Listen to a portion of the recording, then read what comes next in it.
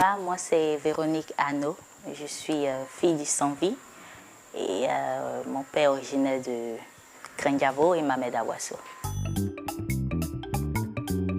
Eh ben, mes vidéos en Nani, je les fais parce qu'en Europe, nous avons beaucoup de frères et sœurs qui sont beaucoup dans la solitude, qui ne gagnent pas quelqu'un avec qui parler leur langue maternelle.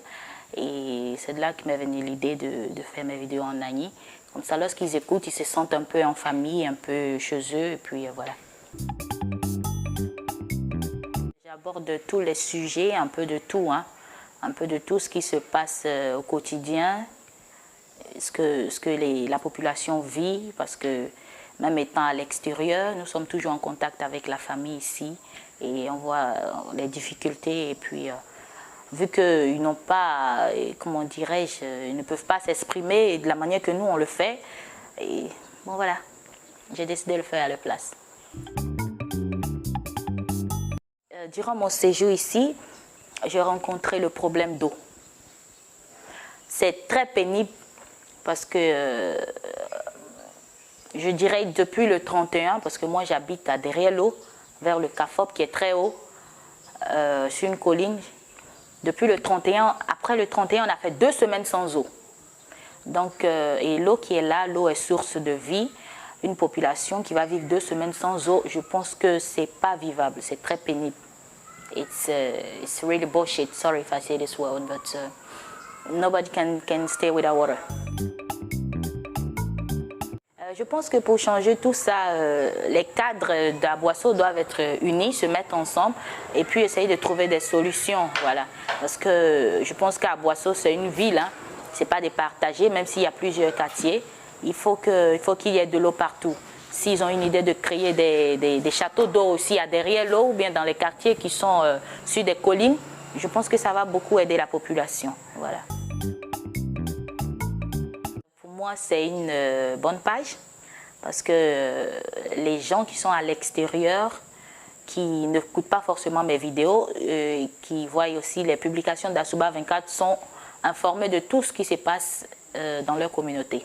Donc je pense que c'est une très bonne page, voilà, qui informe tout le monde.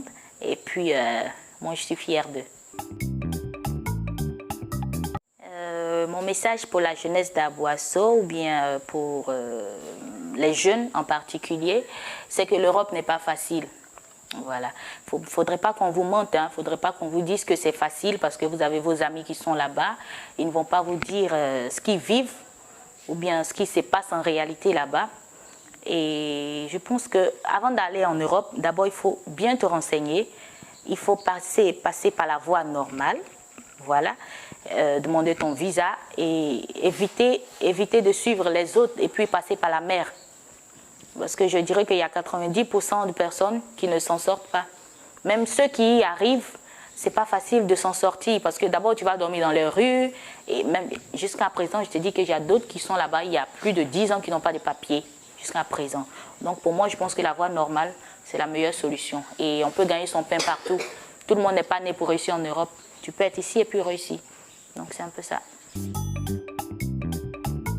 Ok, mon dernier mot, je souhaite à la population d'Aboisseau d'être toujours unis comme ils l'ont été, et puis de vivre en paix. Et puis je suis très ravie depuis mon séjour, à part quelques petits problèmes qu'on rencontre. Et surtout, je ne sais pas qui s'occupe des voies ici, mais chez moi, de la route du Goudron jusqu'à chez moi, c'est pas la peine, hein. On peut pas, il n'y a pas de voiture. Donc nous autres, là, si on achète nos voitures, je pense qu'on va laisser au Goudron. Donc essayez de voir ce côté, s'il vous plaît, hein.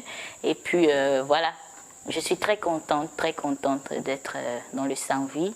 Et au passage, je salue le roi de Krenjabo qui est très accueillant et très aimable aussi. Et toutes les autorités d'Aboisseau. Voilà, merci.